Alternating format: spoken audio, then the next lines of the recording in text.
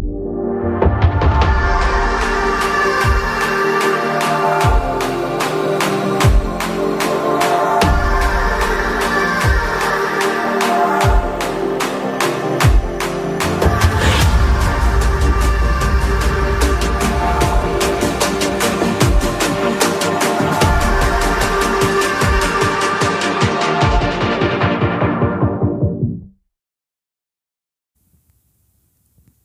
pleasant good day to our viewers, listeners, and all those tuned in and can hear the sound of my voice via the internet, radio, and television. You are now tuned into another edition of Working for You. My name is Kyloni Johnson. I am your host for today, just stepping in for Mr. Leslie Williams, who is on a well-deserved break. For today's program, we will be looking at disaster preparedness, disaster response on two different topics. The first topic we will be focusing on is the comprehensive disaster management audit that will be taking place for the National Emergency Management Agency as well as the NIVIS Disaster Management Department. And the second topic we'll be focusing on today is the Caribbean Wave tsunami exercise that takes place later this month. But first, we'll begin our discussion with a look at the disaster management audit. Joining me to speak to us about this audit are Mrs. Claricia Langley-Stevens, Deputy National Disaster Coordinator, Mr. Brian Dyer, Director of the NIVIS Disaster Management Department, and Regional Consultant, Ms. Denise Murray. She is tasked with leading the charge on this important exercise. Welcome to the program, ladies and gentlemen. Thank you, Mr. Johnson. Yeah. So for the first question, what exactly is this audit? What is it about? What does it entails? And most importantly, why is it important for us here in St. Kitts and Nevis? Sure, Mr. Johnson. We here at SKNIS and across the Caribbean, it's a timely exercise whereby we are engaging the Federation in an audit tool. Think of it as an assessment. Think of it as feedback, critical feedback to this process. And it is a way to engage our key stakeholders on the Twin Islands, or in the Twin Islands. So the Federation has embraced it. NEMA, as well as NDMD from NIVIS, has embraced this process. And we are looking forward to listen to our stakeholders and to have a dynamic event and project. Okay. Well, as she just mentioned, both agencies here in the Federation has embraced this project. Mrs. Langley-Stevens, I will start with you. How has NEMA really embraced this audit tool? Thank you, Kyloni. Over the last 6 years, St. Kitts and Nevis would have engaged in the CDM, the Comprehensive Disaster Management mandate. This exercise took place a few years ago here in St. Kitts and Nevis, and we recognize the value of it as it relates to enhancing our own capabilities at the National Disaster Offices, but also in our country work programs, where we are expected to outline some of the accomplishments, the legislation, the projects, and anything that would help to get disaster management on the road to resilience, where we're making our Twin Island Federation a more resilient state. And we recognize that there are some challenges and there are some gaps. And without the use of the tool, and the tool is basically a series of questions specific to different sectors, different departments, different stakeholders that support disaster management in both St. Kitts and Nevis, that could help us to be able to firstly identify the gaps and then be able to put mechanisms in place to fill these gaps, even if it's just through training, education, and awareness, or just looking at the capacity of the National Disaster Offices. Great, thanks. And Mr. Dyer, from your standpoint, how important is this for your department? As Ms. Stevens and Ms. Murray indicated, it's a chance for us to look internally at our systems and procedures and to also engage our stakeholders, because over the years we have been impacted by several hazards, and it's a chance now to look at what we had in place and how effective it was.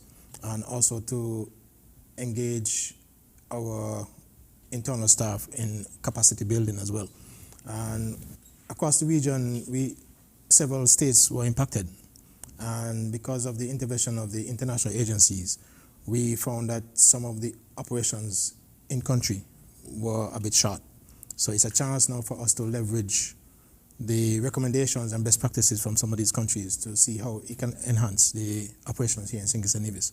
Okay, great. So it's not an indictment on NEMA or your department that, we're not up to standard? No, not necessarily. Okay, no. great. Okay, so what exactly takes place during this audit exercise? Yeah. Sure. So I will take you through a few paces. We have some questionnaires in which we have to answer. We have specific questions, and they fall into the area of recovery, mitigation, response, and preparedness, right? So like you mentioned, Mr. Johnson, no, it's not an indictment on our hardworking disaster management professionals. Rather, it's a time for them to take stock. It's a time for them to see where they are, where they want to be, or where they are right now, and where they are going. So the questions would be answered by all stakeholders and internally from the disaster management organization. So everybody gets a complete picture, right? So you're really asking, Mr. Johnson, how is our response times? How is our recovery times? What does preparedness look like for us? All right, mitigation, what kind of mitigation efforts are out there? So it's really an exciting time, and I believe that, this is not something that's forced onto our disaster management organizations, but it's simultaneously, I know in Haiti as well as the Bahamas, the same sort of exercise is going on where we're working hand in hand with the country. You mentioned stakeholders. Who are some of these stakeholders who will be participating in this exercise? Good. Our stakeholders, and Mr. Dyer, Ms. Stevens can comment some more, but I'm really excited to know that the disaster management organizations have reached out to those stakeholders in the public sector, the private sector, the NGO community, and faith-based organizations, and even the community organizations, at the community level, the committees, the councils. So we have a broad umbrella, so to speak, with these stakeholders. For us, the disaster management is not the persons at the office. It's not a building. Mm-hmm. It's an all-government approach. Right. So we have to interact with the Chamber of Industry and Commerce, the faith-based organizations, the government agencies themselves. We have first responding agencies. We have agencies that deal with the policy development. And we also have volunteers, a critical part of the disaster management response. We also have the subcommittees that comprise of other agencies and organizations, the non-government organizations, etc., etc. So we want to bring all these persons together and have them go through the questionnaire and break it down in sector by sector. Right. As the disaster management framework encompasses what we call disaster management cycle, which has 4 broad areas. Mitigation, where we try to minimize the impact and identify our hazards. The preparedness phase is where we actually, you develop your maps and you enhance your public education awareness. Then we have the response phase, which is about 2 weeks after any impact, where we try to stop the bleeding, we try to minimize the damage that has already occurred. And at the end of that 2 weeks, we try to jumpstart the recovery process, jumpstart the economy, so persons can feel a sense of normalcy as soon as practical after the impact. So we want to take our stakeholders through that chain or to that circle and ensure that they can answer some of the questions and identify where we need assistance, and where we need to enhance or maybe we need to change one or two things to ensure that we come up with the best scenario for St. Nevis.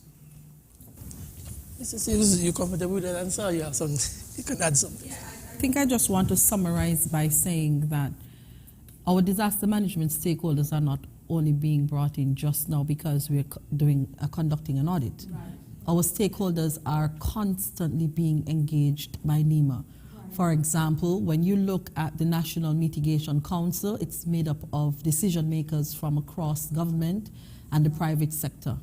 But in addition to that, one of the things that we pride ourselves on in this particular exercise to maximize the benefits of it is to include decision makers as well as the first responders at the community level.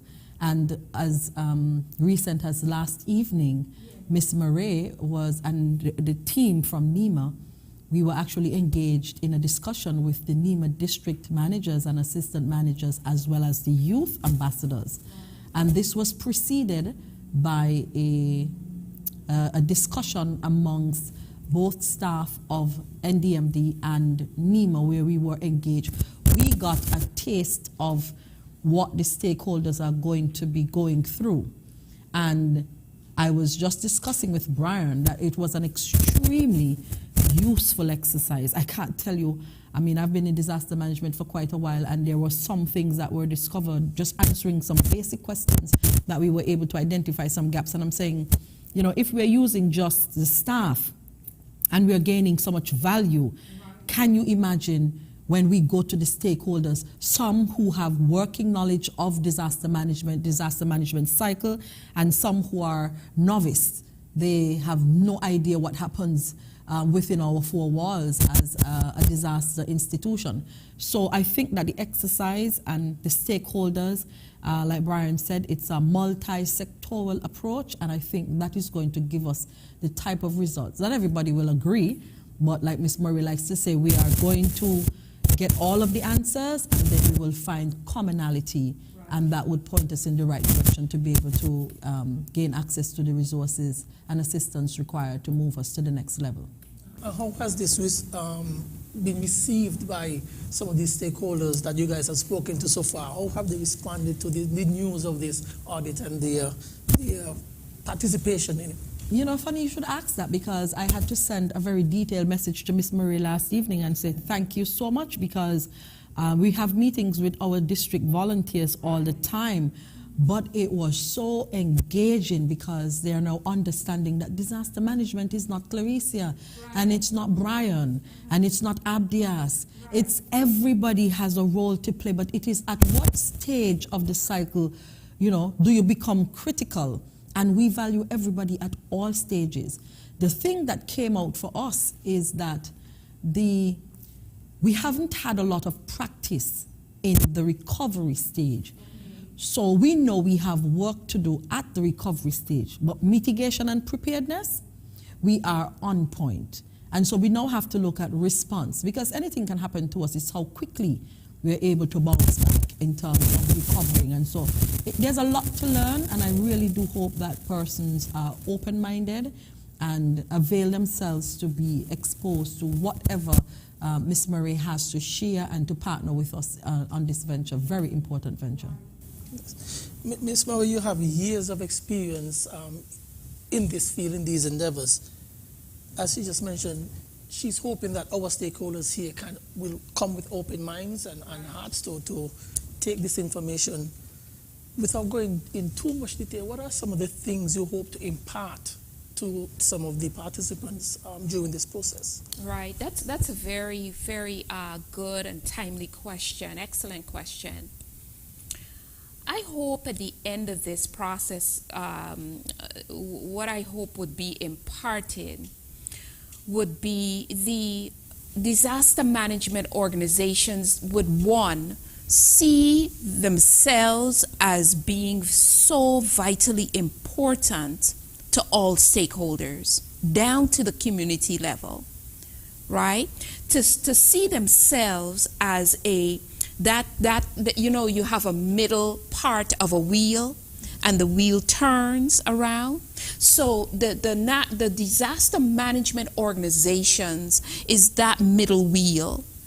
I also hope that when it comes to areas like evidence-based methodology or results management, these are things that, as we partner over the past month together, these were areas that came up to the fore in terms of, our interaction, getting better at interacting with stakeholders.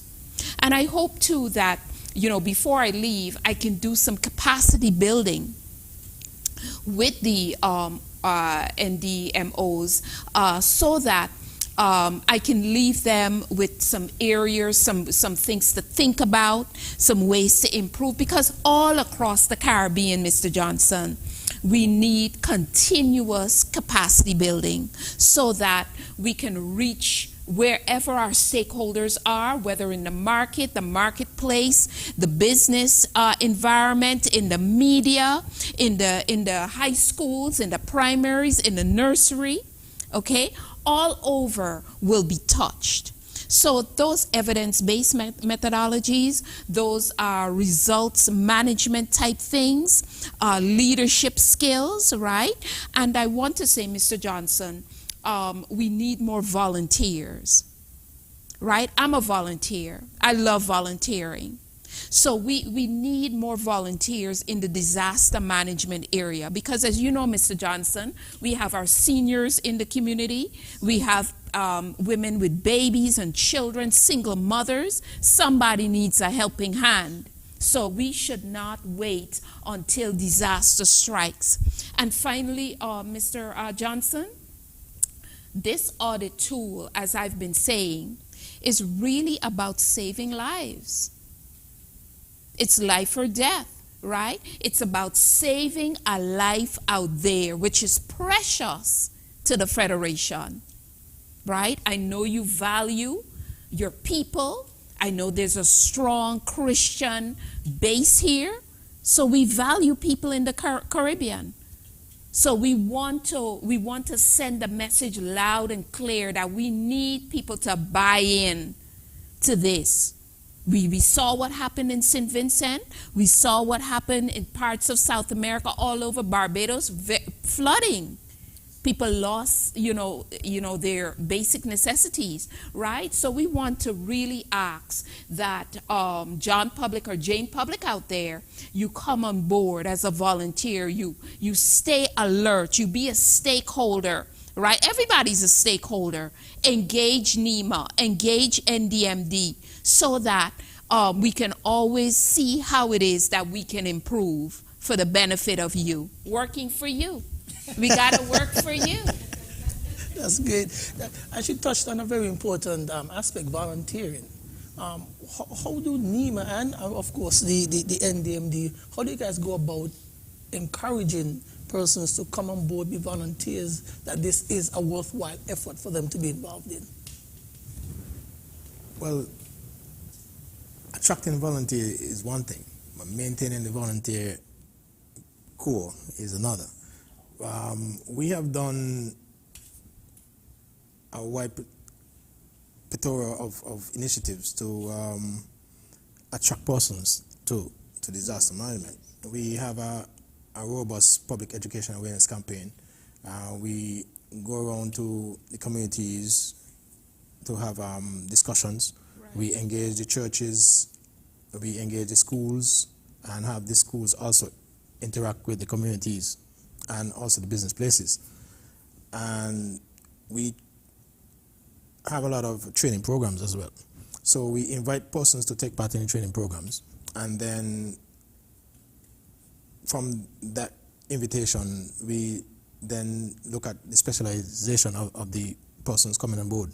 Because some persons have training in first response, some may have it in psychosocial training, some may just be a driver or cook that can function in some shelter or community-based areas. So we have to find a way of attracting these skills and maintaining these skills.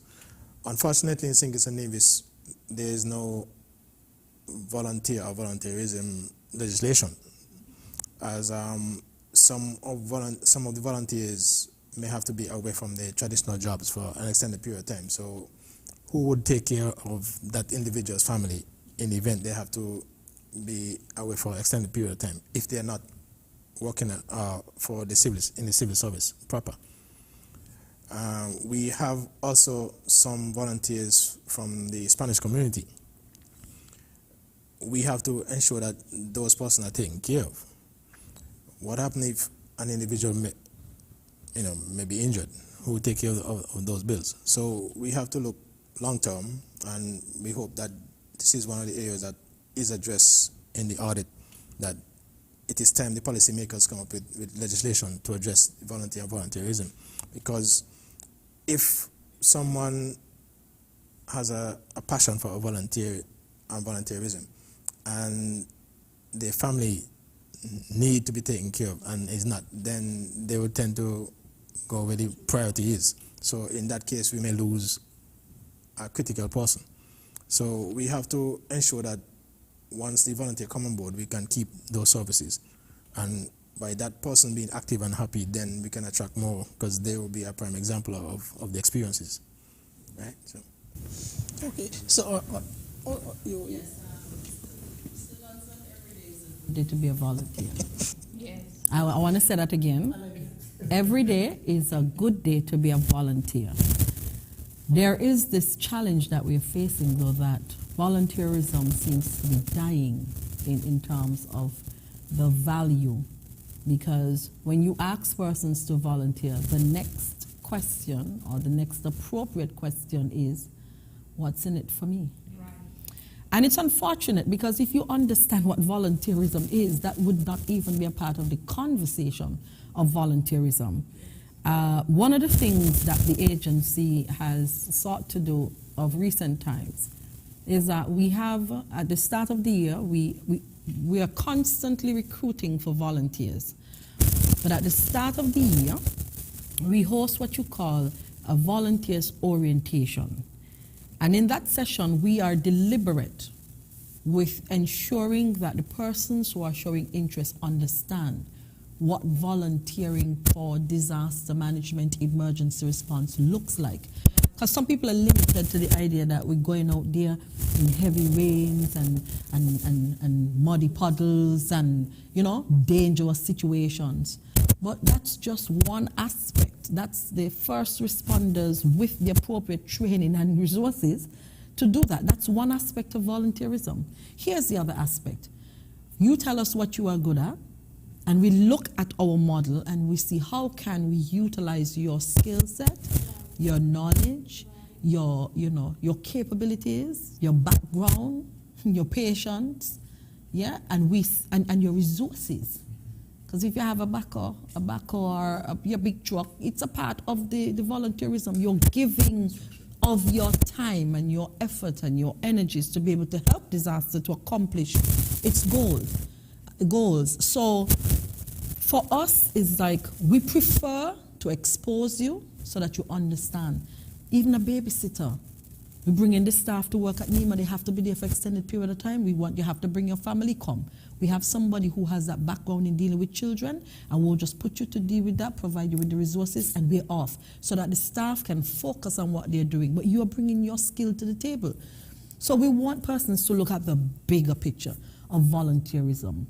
And I think if we are able to do that and put the necessary legislation in place to support volunteerism or the power of volunteerism, and of course speak about the benefits of volunteerism, because you could come to us as a blank sheet of paper as a volunteer. By the time we're finished with you, you're certified in this and you're certified in that, and a whole set of things go on, because it's a hand go, hand come situation. You help us, we empower you, we give you the necessary exposure so that we can utilize you to be able to move what we're doing to the next level. And of course, it's a win-win for everybody. Yeah. And of course, I like to remind people that we still have that thing that says country above self. So I think you should have ended by just how you started. Every day is Good day to be a volunteer. That's right. Okay, so Friday, March 4th, you guys have a big event planned. Can someone tell me about what will be happening on Friday? Of course. There you go, Thursday. Thank you. On Thursday, which is tomorrow, the NIS Disaster Management Department will engage its stakeholders, exposing them to the audit tool. We would have some presentations providing an overview, and then we'll have Ms. Murray guide the stakeholders through the questionnaire. The questionnaire, as Ms. Murray indicated, is broken down into 4 main areas: mitigation, preparedness, response, and recovery. So there are a series of questions in each category, and we will have group sessions as some of the stakeholders, because of their specific roles in these particular areas, would have a chance to dialogue and to ensure that they have some synergy with regards to their responses. At the end of the presentation by Ms. Murray and the going through the tool, then the following week we would have these stakeholders now in one-on-one sessions where we can explain to them in more detail, and we can find out from them if they had any challenges while they were going through the tool and what their response is or were and why they came up with that response. And in that regard, we will be able to harness this information, and at the end of it, we hope to compile enough information so we can start the process for our country work program, that is SKNIS and NIS, because we need to chart the way forward for the next 5 to 10 years. So we have a common work program across the Federation. Okay. Well, before we move on, let's stay with NIS a bit.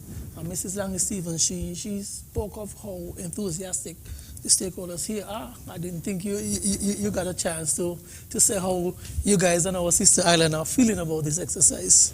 Well, we had to engage first of all, we identified some focal points where they had several discussions with and meetings with Ms. Murray, where they look at the questionnaire, and we had to tailor the questionnaire specifically to the operations here on NIS and SKNIS. With regards to the stakeholders, we had a chance to engage stakeholders one-on-one, in letting them know the reasons for the audit, the importance of their role in the disaster management framework, and they are enthusiastic as well. We had, apart from the phone calls, we followed up the phone call with a letter, and we have already had several responses. So it's just to finalize and have them show up tomorrow. But we anticipate that it would be a good turnout, because the disaster management framework is comprised of permanent secretaries, heads of department, the Chamber of Industry and Commerce, the NGOs, and our volunteer and members from the subcommittees in the disaster management framework. So we'll all have a good turnout tomorrow, and we'll be supported also by a contingent from the National Emergency Management Agency. So, and again, the minister... So it's good when you have the level from the top. Once you have the policy level right down, we should be all right. So, yeah. Okay, so that's the Thursday? Yes, that's tomorrow, okay. Thursday, yes. And Friday? Say everything Brian said Friday, but I won't. The National Emergency Management Agency is very pleased to be partnering with the Marriott, and we are going to be engaging our stakeholders on Friday from 9:30, and we run up until midday. And very similar to what's happening on NIS, is actually the same program that we're looking at in terms of exposing the stakeholders, our invitees, to a wide cross-section of information, but the highlight of the stakeholders meeting is to be introduced to the tool. The objectives of the tool, the expected outcomes of the tool, their own roles and responsibilities as representatives from particular institutions, organizations, as well as what we can look forward to as an end product from that tool. I believe very similar. We are going to have representation from both chairs of the National Mitigation Council, the Honorable Vincent Byron Jr., as well as the Honorable Wendy Phipps. And the program will be chaired by National Disaster Coordinator, Mr. Abdia Samuel, and we'll have the other focal points making their presentation. And so we get to have Brian in St. Kitts twice in a row. We are happy for that because Brian is going to come down to be able to participate in our own, and we are going up, so we'll learn, you know, some of best practices, what could occur at their meeting when we come down on Friday. And so we are very happy. We're hoping to have YouTube streaming of the event, but it will be recorded so that persons can access the information.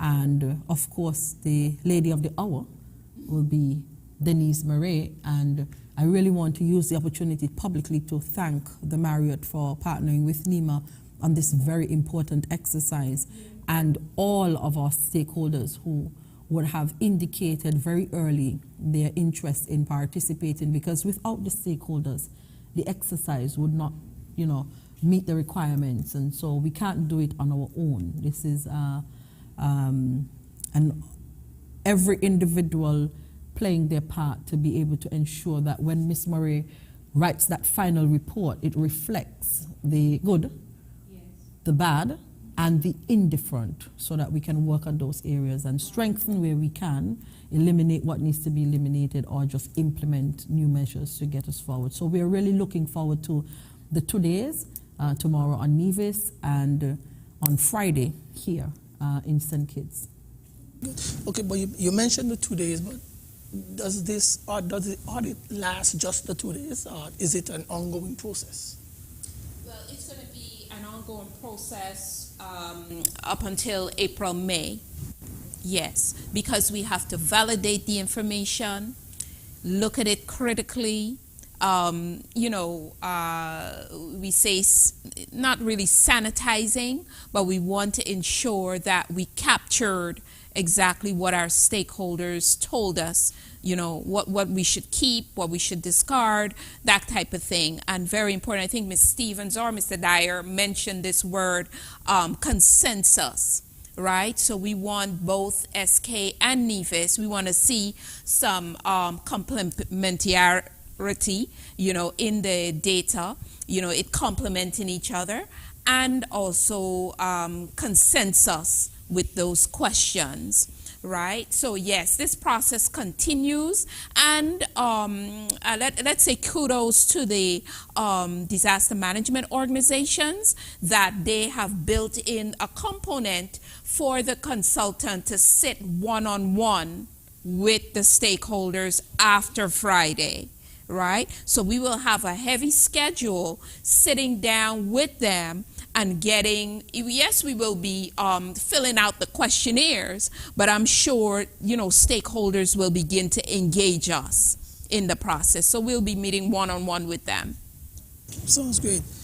I don't know if I can ask, but from your years of experience in this field, in this area, yes, and your travels through the Caribbean, right, how far away would you say we are from where you would like to see us, see these disaster agencies get to be more efficient? Right, that's an excellent question. Of course, I don't have the background data to compare, but I would say, and Ms. Stevens know this, that 5 years ago or 3 to 5 years ago, the audit tool that was used then have significantly improved to now. Right? So whatever the NDMOs got a couple of years ago, it has now increased, right? Whereby more improvements will be coming to the Federation. There's always room for improvements, you know? And let me say that we looked at St. Vincent's disaster. And of course, there are improvements that are needed there. And I believe SKN is ahead of the game in terms of really getting buy-in and really taking this process seriously in this time with their busy schedules. And let's see, after this, you know, they will need to implement and reform some of the very areas that they've been working in. So change is coming. Sounds good. And for our two disaster coordinators, what are your expectations? What are you guys hoping that the NEMA as well as the NDMD will get at the end of this audit process? I want to say, first of all, we will gain an open mind to removing the barriers that once was applied to disaster management. Many years ago, when you said NEMA or NDMD, persons thought of one hazard: hurricane. We were a hurricane-centric office, but we've come such a long way. And I was very pleased to hear Ms. Murray say in her sentiments that we are a ways ahead. We're not where we need to be, but we are on our way. And in disaster, I believe that we are ever evolving, because when we were paying attention to hurricanes, we started seeing more frequency in the occurrence of seismic-related activities, and so you had to zoom in to earthquakes, and earthquakes can trigger other hazards. So you started looking at volcanic eruption, land slippage. We're looking at tsunami, the new buzzword in disaster management. And so we recognized that we had to embrace the comprehensive disaster management mandate, where we position ourselves and equip ourselves with the resources and the staff to be able to give attention to a multi-hazard approach. Yeah? And then when you look at the disaster offices, we don't have more than 15 staff on any island. Maybe Brian might have more than 15, but we don't have more than 15. But the responsibility of the disaster offices, it's a huge one. And you see that even with the recent response to the COVID-19 pandemic, everything was surrounding disaster management, NEMA or NDMD. And so you recognize that even with the health hazards, we have to give attention and give guidance and support there as well.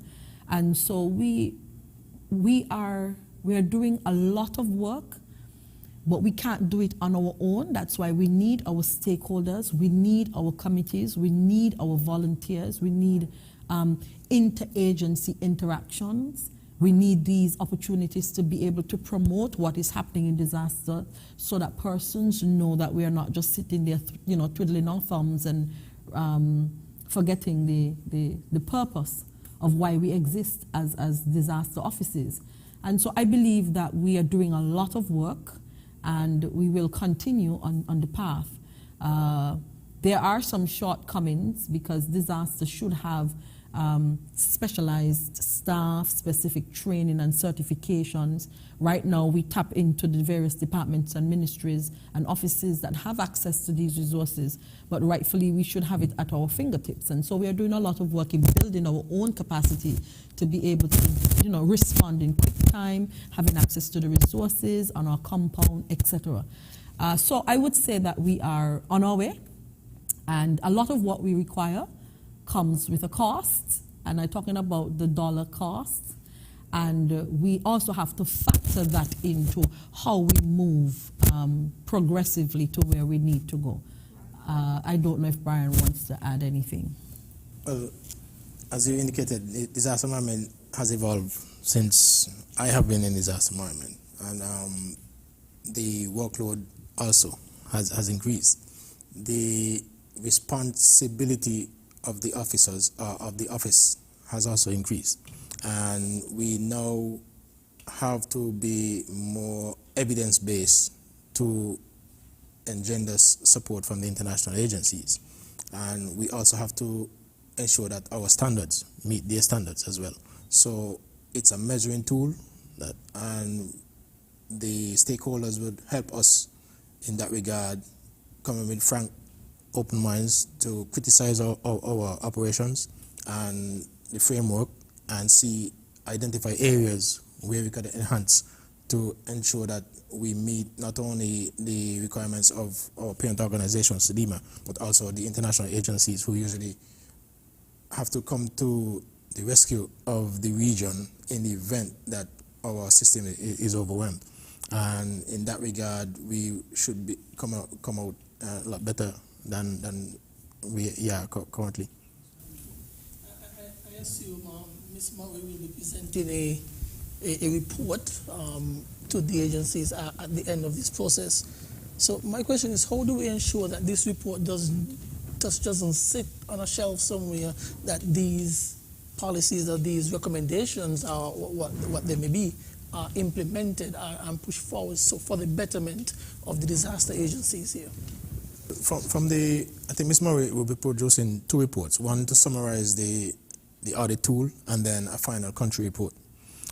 From the country report, or the data gathered from the audit, we will be, the offices, we will look at the recommendations derived from the report, and also we start compiling our country work program.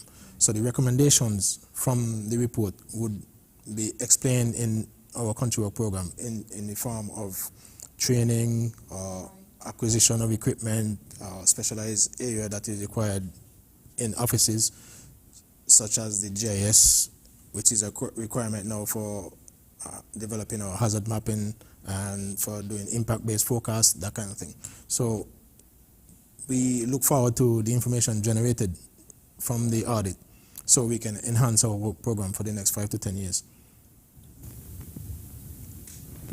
Oh, I thought Mrs. Langley-Stevens had input. But as we wrap up this portion of today's program, I would ask you guys if you have any final words, to encourage your stakeholders, your partners, to be enthusiastic, to be more enthusiastic, I should say, about this initiative, and just give the support that you guys are asking for. Thank you, Mr. Johnson, for this opportunity to be on working with you and to talk to your viewers about this very important event.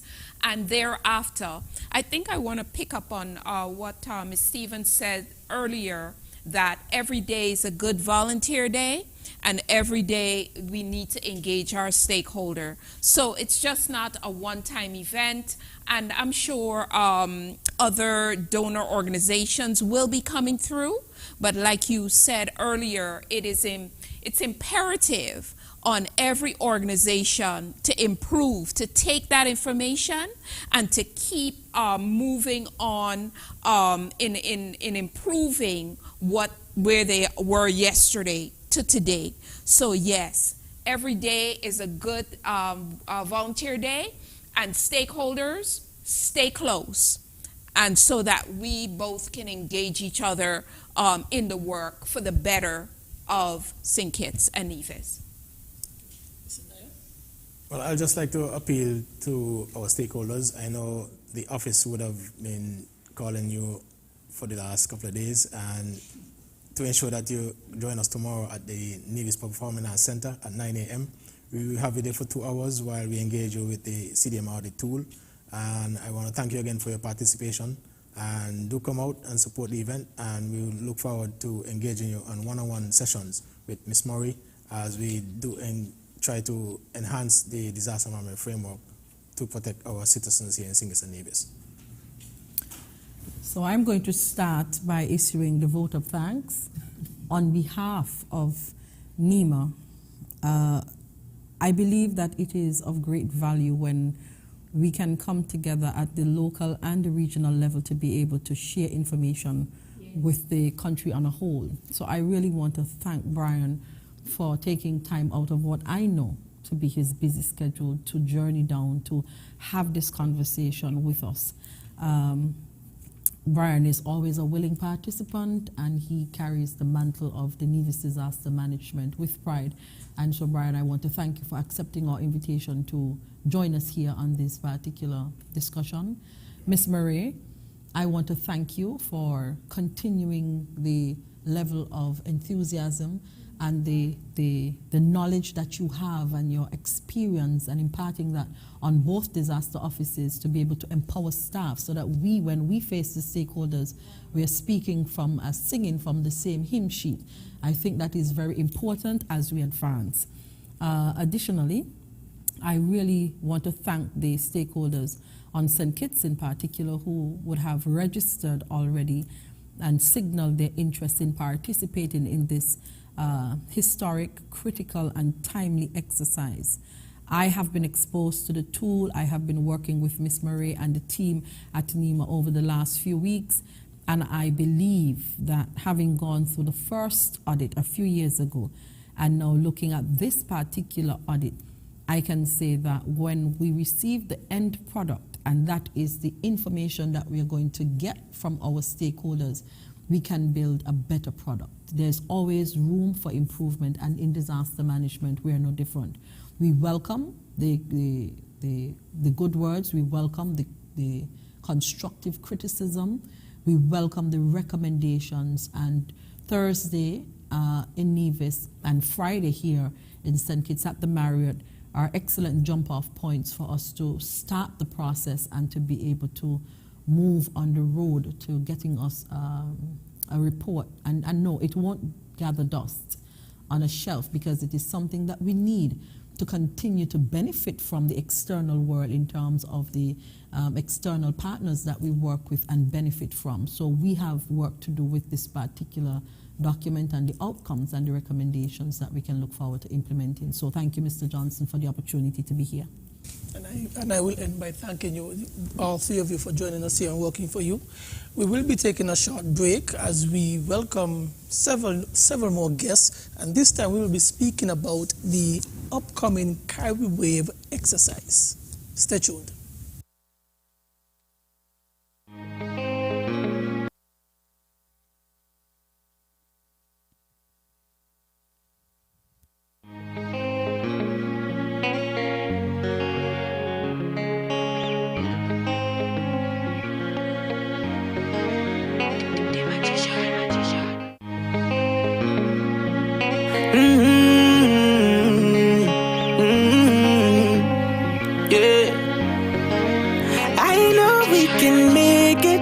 It's only just a phase. Once we're vaccinated, and everybody gon' be safe. Everybody gon' be safe. One kind, yeah. One people. We are roll up to roll up, yeah. 'Cause no man's alone. Do what's right, alright. 'Cause I love you, brother, my sister. And we're in this together, my sister, my brother. I don't wanna lose you. I love you too much. I think it's better for us, yeah, yeah. It's better for us, yeah. I don't wanna lose you. I love you too much, yeah, yeah. It's better for us. Tell your mommy to roll out. Bless up. Dejo here, and I'm doing my part in the fight against COVID-19 by following all safety protocols and, most importantly, rolling up my sleeve for the vaccine.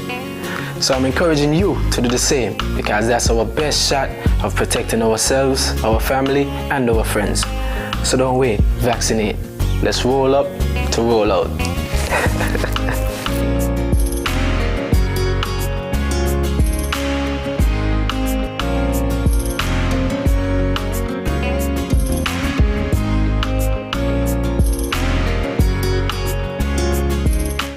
I will take the vaccine because building defenses against COVID-19 is a team effort, and we are all a key part of that defense.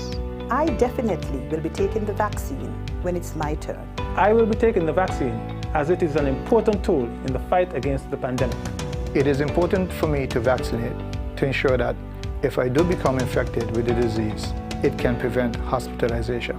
In addition, it also helps with herd immunity. I will take the vaccine to protect myself, my loved ones, my clients, my co-workers, my community. St. Kitts and Nevis, why do we need to vaccinate? Kenisha? So we can jab COVID-19 away.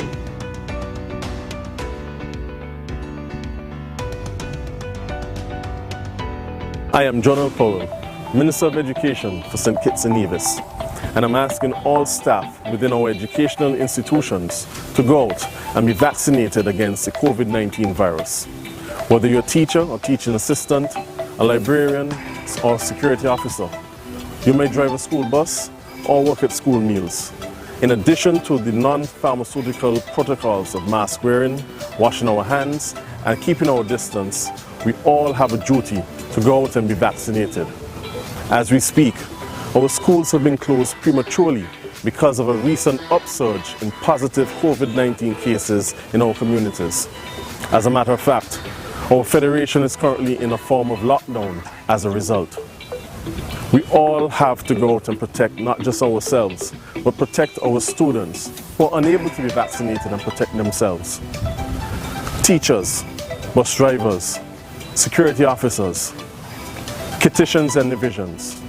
Let's roll up so that we can roll out in September.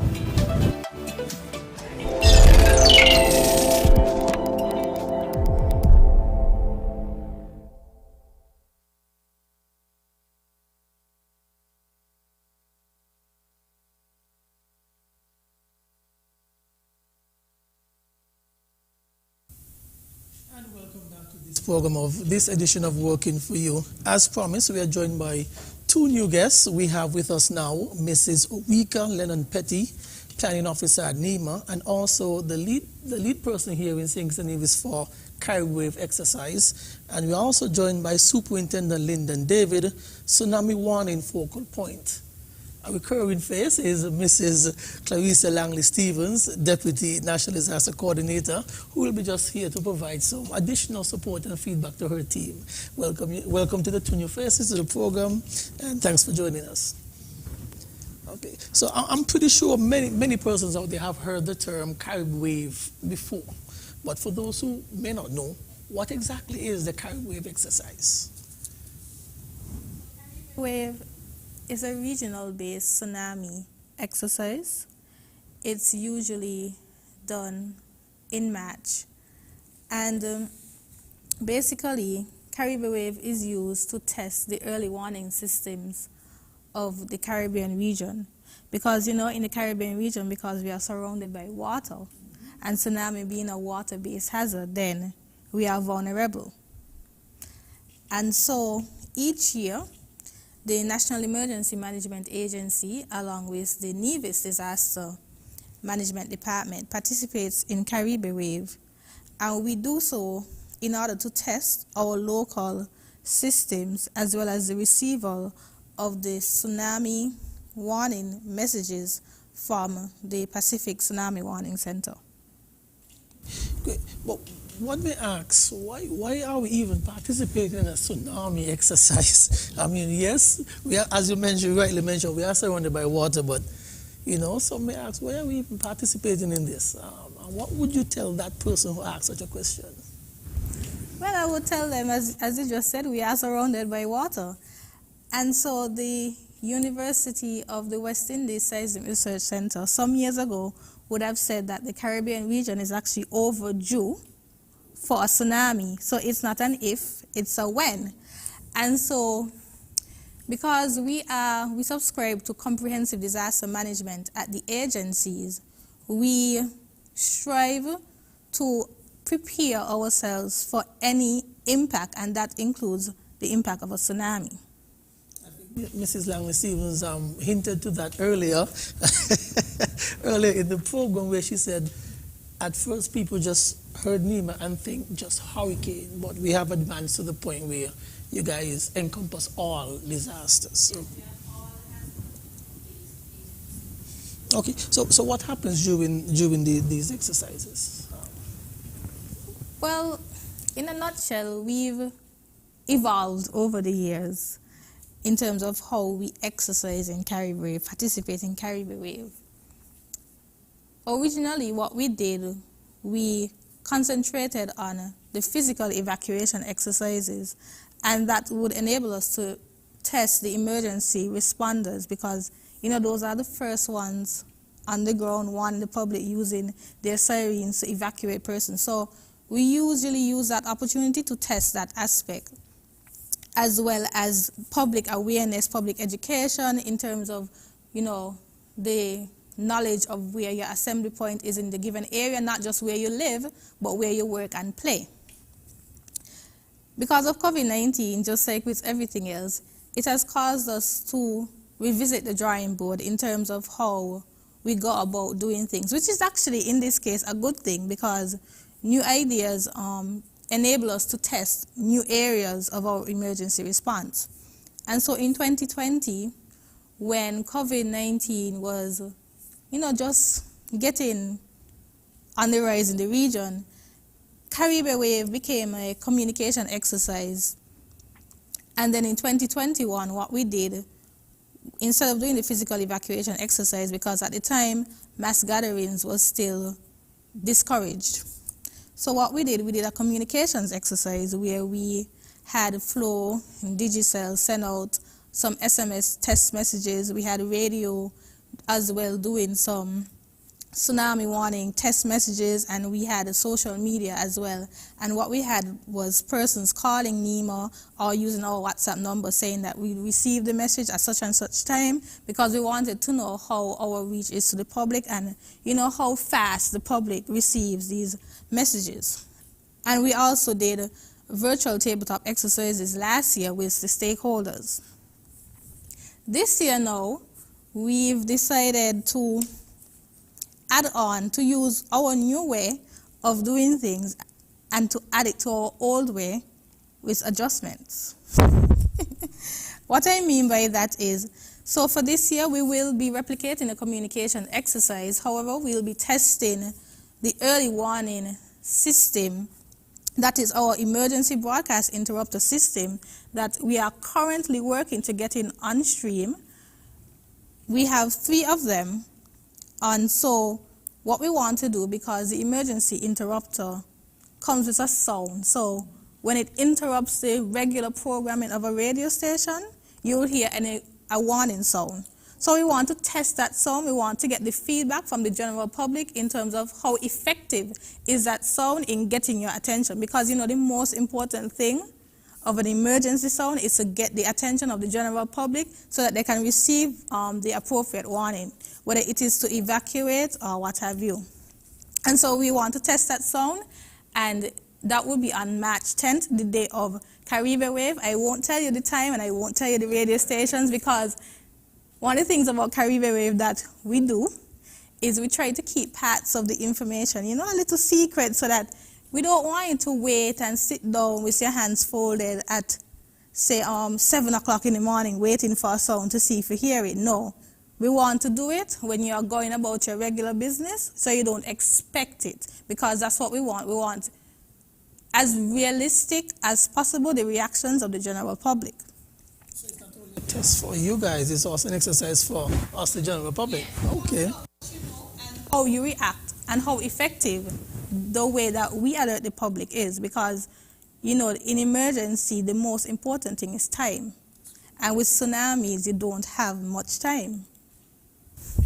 And so we will be gathering feedback from the general public via electronic surveys, as well as the volunteers will also be going out in their different districts, collecting information and having conversations with community members. We'll also be reintroducing our physical evacuation exercise.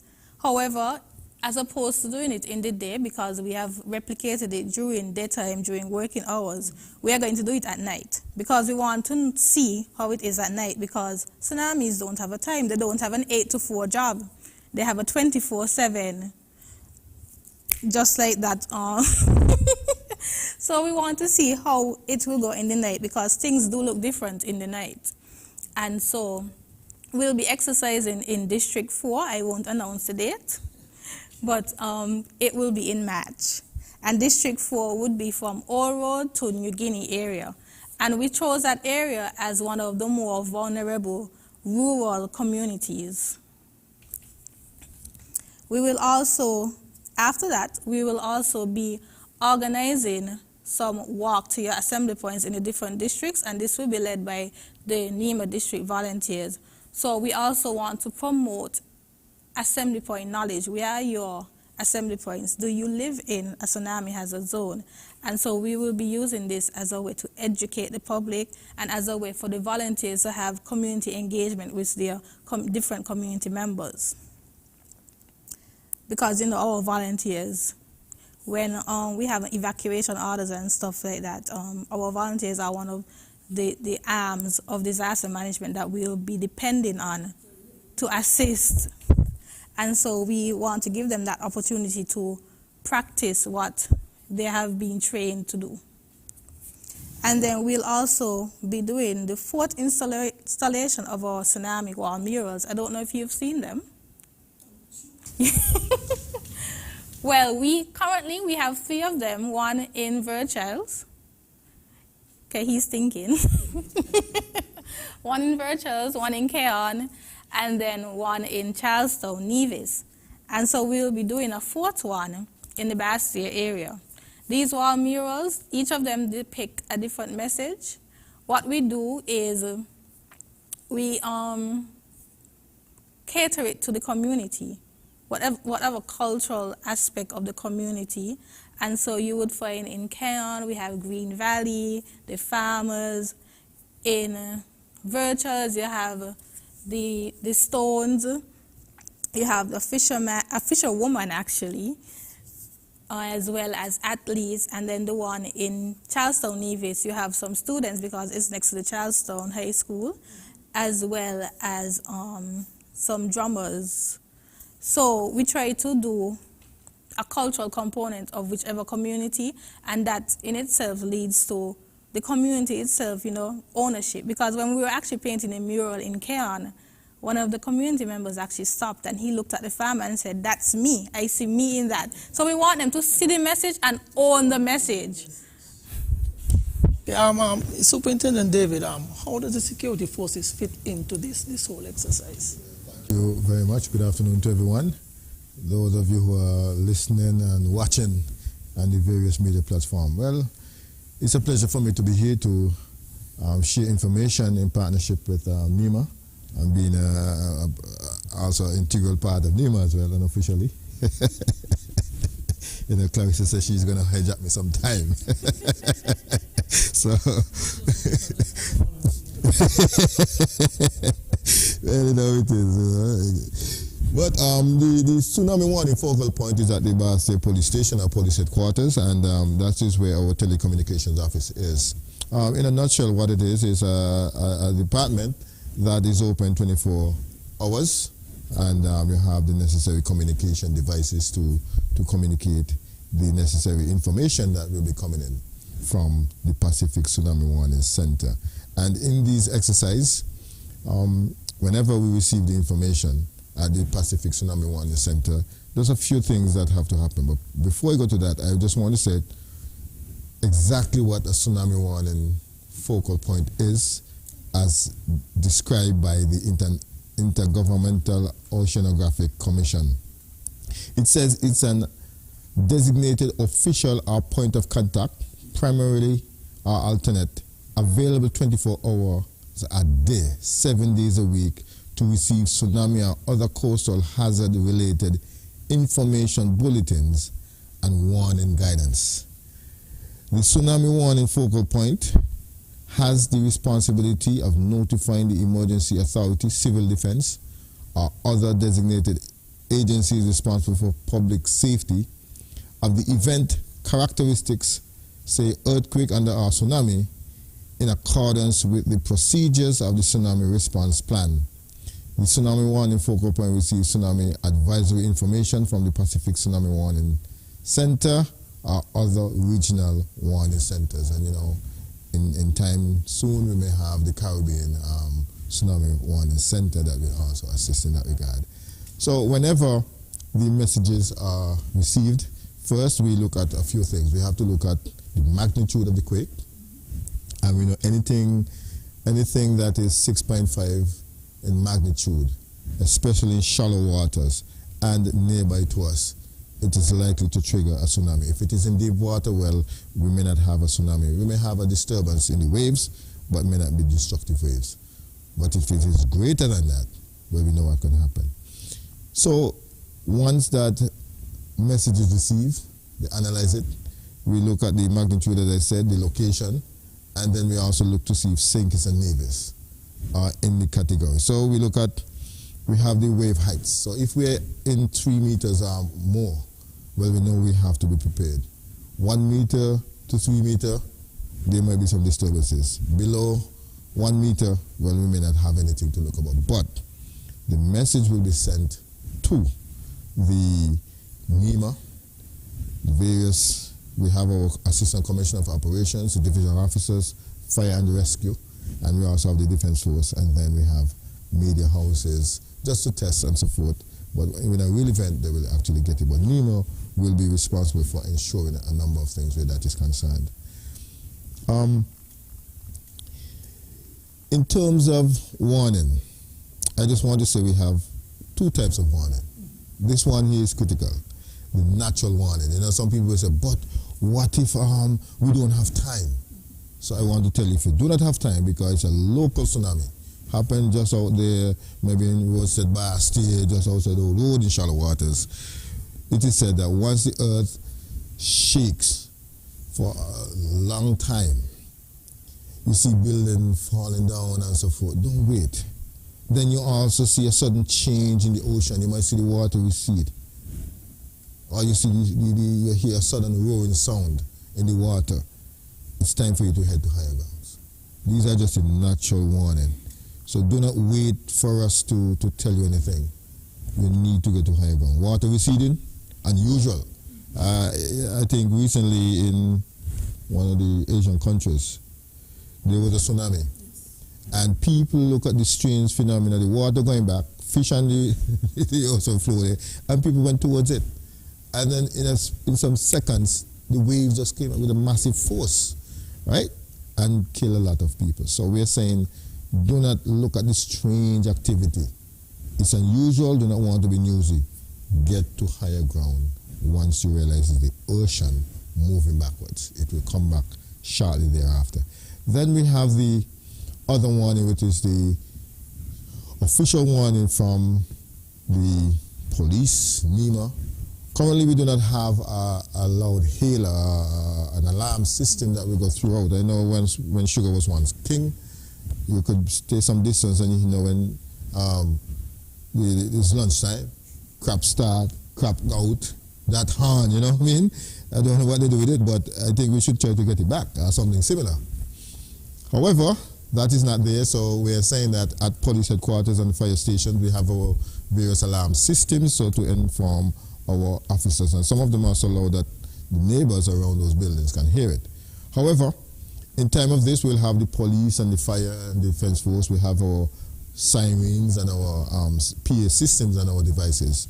The areas that are prone to the destructive waves, will be in those areas and advising persons to leave, head to higher grounds. It is important that everybody know where the assembled areas are, the safe zones, so they can go to those areas in higher ground. But if you do not know, you will not be wrong if you go to higher ground. But what we're saying to you, make sure you know your way back down, because there will be another search and rescue to locate you, you know. So we are saying that persons really need to pay attention, and this exercise that we've been doing over the years, they're very instrumental for preparedness. And we know that there are a number of persons are familiar with it, in particular the school children, you know, and we, you know, sometimes when you want with the adults and things, just tell this child, mommy, daddy, teacher say, I heard this on the TV. So these are the things we're using to assist us. And finally, just to say that we will, once we have the necessary information, we can issue a warning, we can issue an advisory, and there can be a watch, you know, and these are the things that will be issued from time to time, and they will also come to, as I heard Ms. Petty spoke earlier, regarding the media houses, they can also come to those things as well. So therefore, we are saying to persons, we want you to learn as much as possible regarding the natural warning of a tsunami, respond to the pleadings of the police, the fire, and the defense force for persons to head to higher ground, because we might be impacted within the next 10 minutes. But I prefer that if we're going to be impacted, it will be a long time, like half an hour and an hour, so we can prepare very good, as opposed to one that happened nearby. And as was said earlier by Mrs. Clarissa Langley Stephen and Mr. Spetty, is that it is said that the Caribbean is due a major earthquake with a tsunami. Yes, we have seen major earthquake in the Caribbean, Haiti, but those earthquakes happened inland, so there was no tsunami.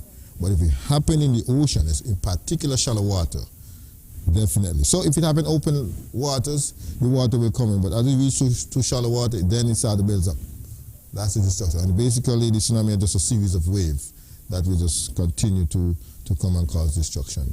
And we want persons to realize that it is very important that you practice. Don't say, oh, I got to go for my phone. I have to go for, once you hear leave. You can all time get those back, but your life, that's a different story in itself. I'm pretty sure some of you may have received these messages sometime, you know, we feel a shake. You feel it. And so in those times, you're saying to people, don't just WhatsApp, update your WhatsApp, feel it, act. We don't mind you feel it, but you don't have time to ask if you felt it. Move.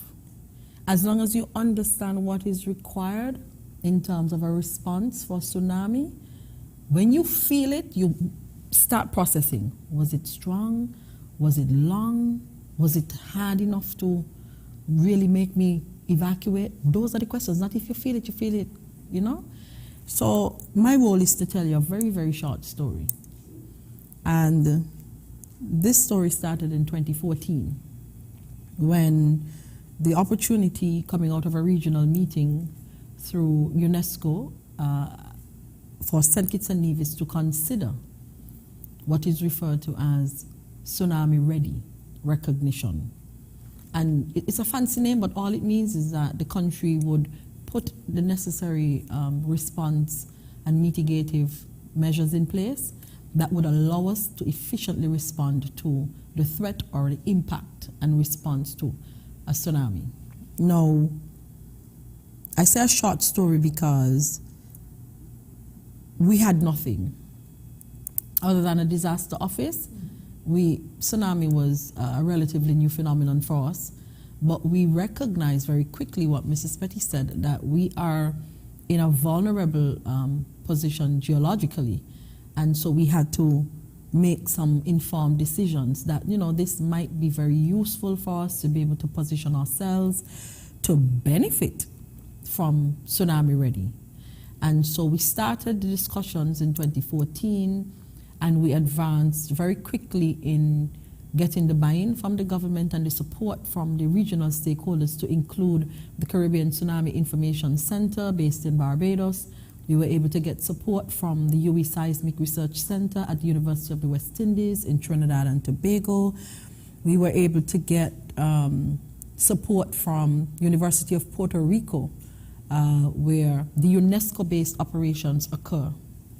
And with that support, and I'm talking about support in terms of the resource personnel and the funding that would help St. Kitts and Nevis to benefit from this project. And so the government signed off on it, and we were on our way. It was a lot of work.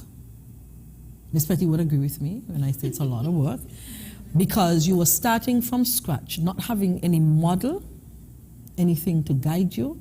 Because St. Kitts and Nevis did the most unique thing in Tsunami Ready is that, unlike other countries, we were doing a twin island federation. So in other countries like Grenada, they isolated the vulnerable communities and they worked with that community to make it tsunami ready. We decided, no, that's too much of a long process. We went for island certification. So everything that happened on St. Kitts was happening on Nevis simultaneously. And one of the things that makes, well, the basic thing that makes us tsunami ready is to acknowledge that we are vulnerable. Once we acknowledge that we were vulnerable, the external partners, they were very, very helpful in getting us access to the resources, to include signage education and awareness materials, giving us access to tsunami-based videos. We were able to run an aggressive campaign about tsunami. We were able to conduct training with our key stakeholders to include police, telecoms, 911, because while we're sleeping, somebody needs to pay attention to what's happening. And so we brought all of these pieces together. And in 2016, November, we were able to gain tsunami-ready recognition in Trinidad and Tobago. And it was a proud moment for St. Kitts and Nevis. 2014, and finally getting that recognition from the regional entity of the United Nations that we have done our part in St. Kitts, and we feel comfortable that you are able to respond efficiently enough to a tsunami, which means that our people are a lot safer. The capacity of the disaster offices would have been strengthened, and we have access to the resources. Fast forward to about a month ago, when we went through the process again, because it's a 4-year process, and we went through that process again. This time it was led by Mrs. Aurika Lennon-Petty as our planning officer. The first time I had the honor of doing it, and I really was happy to share the responsibilities with Mrs. Petty, and she did a splendid job in getting us to a place of, yet again, St. Kitts and Nevis received a virtual tsunami-ready recognition about a month ago.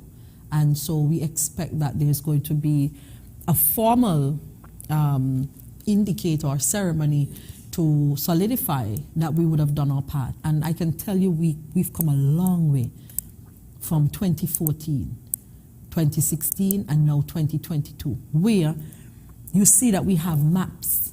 And Mrs. Petty coming as from a background where she's able to bring the planning and the geography and the mapping knowledge with support from physical planning to be able to get us tsunami hazard or inundation maps that we can use as educational tools and for persons to display in their areas, especially if they're in vulnerable tsunami hazard zones.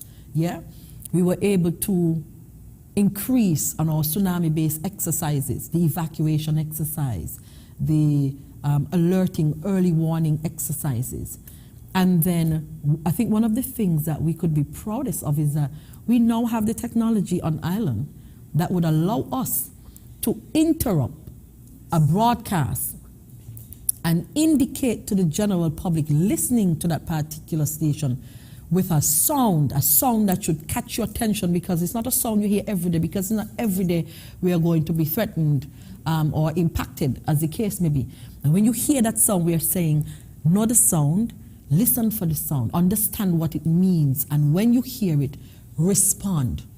Yeah? And the response we are asking you for is, if you're in a tsunami hazard zone, evacuate where you are, head on a tsunami evacuation route and get to an assembly point where you can get further information. Basic things like, yes, a tsunami is coming, we have 20 minutes, so we want you to go to higher ground, or it was a false alarm, and so you're okay to return to your regular operations.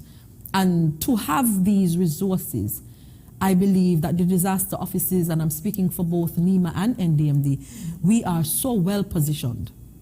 And not only well positioned, we have the full support of our stakeholders who are very critical to our ability to respond efficiently and in a timely manner. But a lot of it has to be done through education. We have to educate you.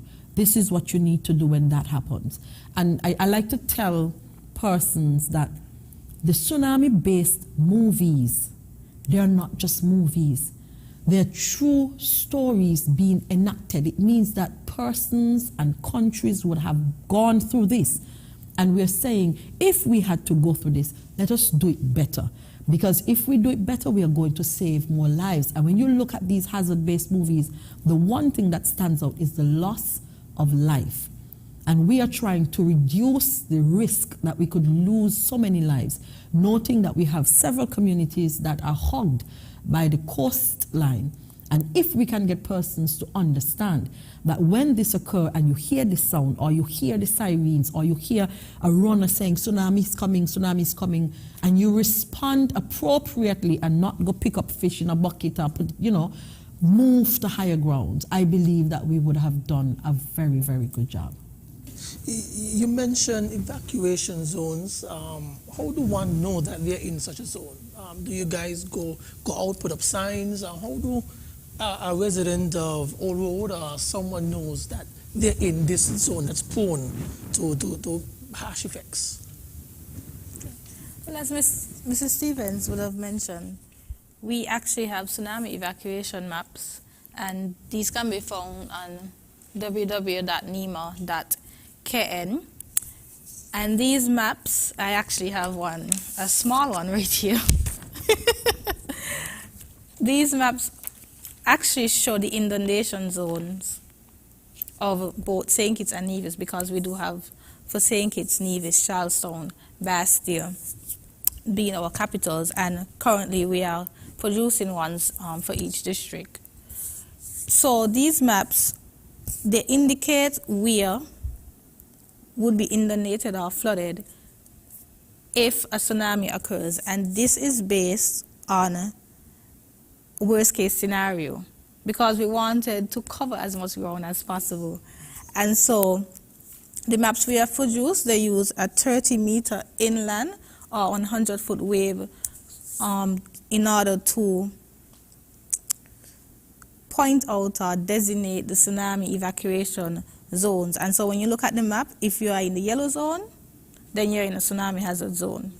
And so then to complement this, we've identified some assembly points where you can go. Notice I said assembly point, not safe area or safe zone. An assembly point is there for information. Do I need to move further inland? Has the threat passed? Was it just as a precaution?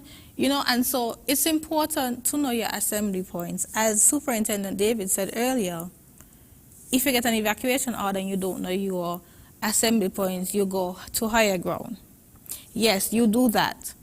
But now while I don't want to say I have the time because you don't know when a tsunami is going to come, but now while we are trying to educate you, find out where your assembly point is in your respective area. And notice I say respective area, not where you live, because a tsunami can decide to come during the working hours. It can decide to come when you're even sitting down having dinner at a restaurant. And so it's important to know the entire federation. I didn't say island because we do travel to Nevis, but it's important to know the assembly points and the tsunami hazard zones of the entire federation.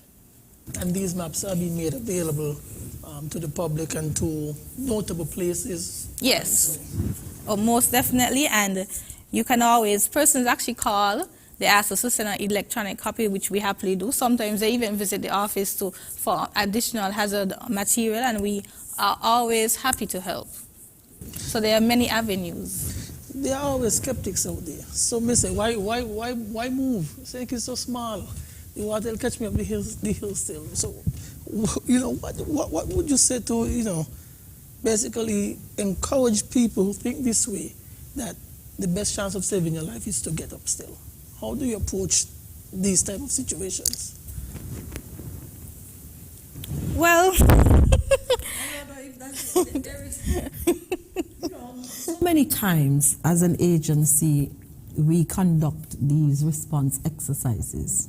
I can tell you the countless times that the staff and the volunteers and first responders would have been chastised. You're all tying up the traffic. You're all wasting people's time. No tsunami come, And and I think we pride ourselves on, I would prefer for you to say that we tried. And for whatever reason, we may fail, but it's not because we failed to try. There are skeptics, and we've engaged several. And I think one of the critical things for us at the agency is that we're not going to allow anyone to derail us from the mandate that we have. If we in our planning realize that this particular community is vulnerable, we are going to that community and we are going to execute our operations. And in executing our operations, I mean, Mrs. Petty spoke about the mule. It's the first of its kind. You won't find tsunami mules anywhere else in the world. We were the first to come up with the idea of putting it on a wall, because we use our walls for all sorts of graffiti and all sorts of things. Let's use it for a positive message. And when we started that, I was so happy when we went to Keon, and I really have to commend, you know, the persons in Keon who saw. I mean, we were painting and persons passing and they're honking their horns, you know, looking good, and they're coming and they're asking questions and they're engaging you and, you know, taking that ownership. And that felt good, because if we get one person and that one person go home or go to the bar or go to the barber shop and start having a conversation about tsunami and what they saw, if there are 10 people in that space, we touched 11 people. And that person, somebody else might have a vested interest. And then when they get that message, they're going to take it. So we don't expect to catch everybody at the same time. But we use and diversified our measures of information sharing and education and awareness to be able to capture persons. And when you meet people at their level is when you get them at their best. Because the farmer came in to say, when he came to us, he wasn't even wearing shoes. He was barefooted, and he really explained how he fit into the scheme of things, and he really liked the idea. And our thing was, take the message. Don't leave it on the wall, take it off. And you know, you see the painting on the wall down there, you know what it means, do you understand? Because we took the time to have conversations with persons who show interest in it. We might not get everybody, but the few that we will get, they have families, they work in offices and institutions. And so we want to catch the community level, we want to catch the professionals, we want to catch the visitors when they come, because these are excellent tools for visitors to have in their wallet going around. You know, instead of a St. Kitts map with Brimstone Hill only, we have a map now that says, okay, Brimstone Hill is there, but here is also an assembly point. So it's a multi-purpose tool. And it has a lot of information, not just the map, because on the back of it speaks to the level that David just spoke about, the warning, the advisories, you know, the watches. So it's a really, really informative tool. And we also learn, if you want to get the attention of people, especially parents, give the message to the children. And so NEMA partners with Ministry of Education through school safety, and we ensure that we exercise the schools on a regular basis. So our students know where the assembly points are. They know how to get to the assembly points. They know what to do in the event of an earthquake, which might be the predetermined hazard to trigger a tsunami. They know all too well. And when Mrs. Petty and I go out to make presentations and you ask the simple question, how long do you think it should take for you to evacuate your facility? Well, you get 30 minutes, 20 minutes, 10 minutes, and I'm like, no, a minute. You have to get out of here in under a minute. But you can't do that if you do not practice and exercise. And you won't know that if we don't educate you. And so the agency, we are doing a lot of work in this area. We know we have work to do, because you won't get everybody at the same time, but continuous effort and being resilient in our efforts, I think we are going to get there. And persons will truly value the purpose of these exercises. Even just this conversation that we are having, to those who are listening, they will take away something. I really hope that they do.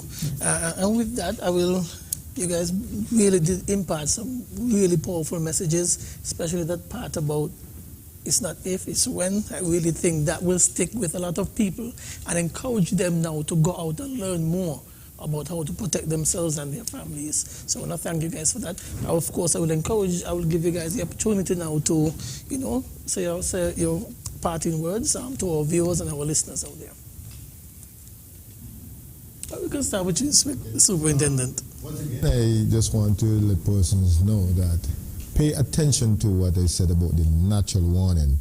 But we just want you to, not every time you feel an earthquake, that you run up the hills. The exercise is good, yes, and the understanding of the importance is good, but not every earthquake you would want to do that. remember the natural warning, long-lasting heavy shaking, you know, and you might see buildings falling down, the earth opening up. Once it happens in the ocean, shallow waters, there will be a tsunami coming. If you see the water receding and you're on the coastline or the shore, get away from there, head to higher ground. If you hear the ocean making a roaring noise, and then they said the animals are a good alarm system. You down there and you see animals up and down the place, birds flying and so forth, you have to look and see something. And then we also want persons to realize once we, the police, fire and defense force, coming around and we sign with our PA systems and our sirens on and light flashing, head to higher ground, a tsunami is going to come in the next 15 minutes. We want persons to respond. Do not look for the TV. Take old granny, old grandma, grandpa, baby, our people who are less able to defend themselves or help themselves. You know, those persons in wheelchair, bedridden. We try to get them out of the way and so forth. And once we do that, we see that many lives will be saved. And I like to tell people, a tsunami is not like when a man go down the road and take a gun and shoot one or two persons. A tsunami can wipe out an entire community.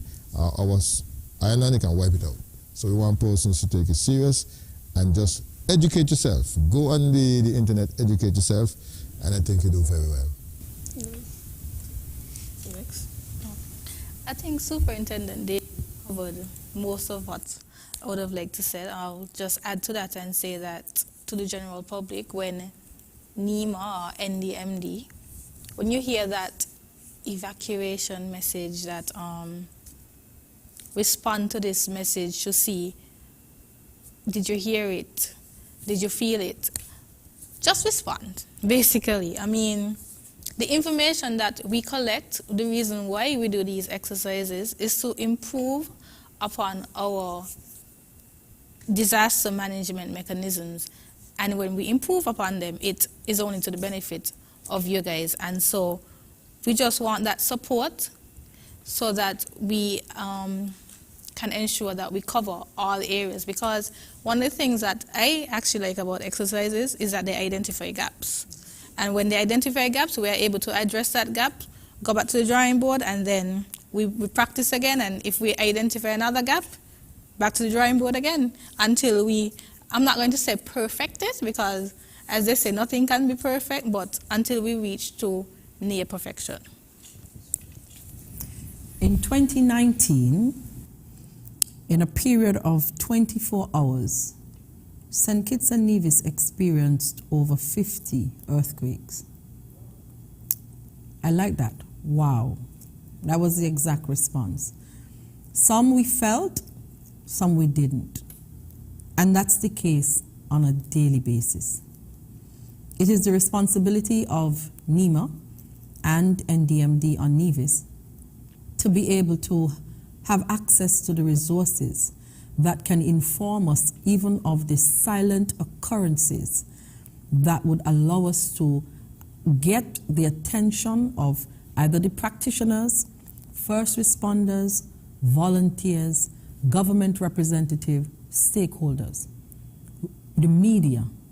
We have that responsibility. It means that we are charged and we answer that charge, but we need you to respond to us, as indicated to Mrs. Petty.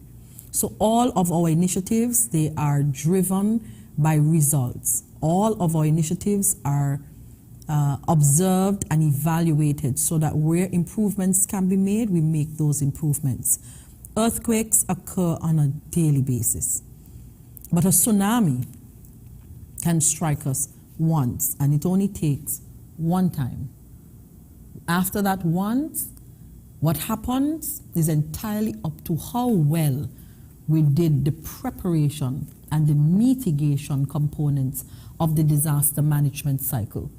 And remember that there's preparedness, there is response after an impact, there is recovery, and there's mitigation, where you do the things you can to reduce the risk of being impacted severely. On that note, I want to use the opportunity to thank persons for their cooperation over the years with the agency. I want you to thank you for sharing your concerns, and I want to encourage you to continue to listen to the voice of NEMA as the the government agency with responsibility of getting us as a federation from danger to safety. We take our roles very seriously. We understand the importance of our messaging, and we look forward to working with any and all entities who are willing to listen to the message of the agency and in turn act responsibly and within a timely manner. Thank you so much, Kailani. Thank you. Let me add my own thanks. Thanks to you, Mrs. Clarissa, Mrs. Petty, and of course to you, Superintendent David, for joining us here and working for you and sharing this very, very important information about tsunami and of course about the Caribbean 2022 tsunami exercise. Thanks also to you, our viewers and listeners, for joining us. See you next time.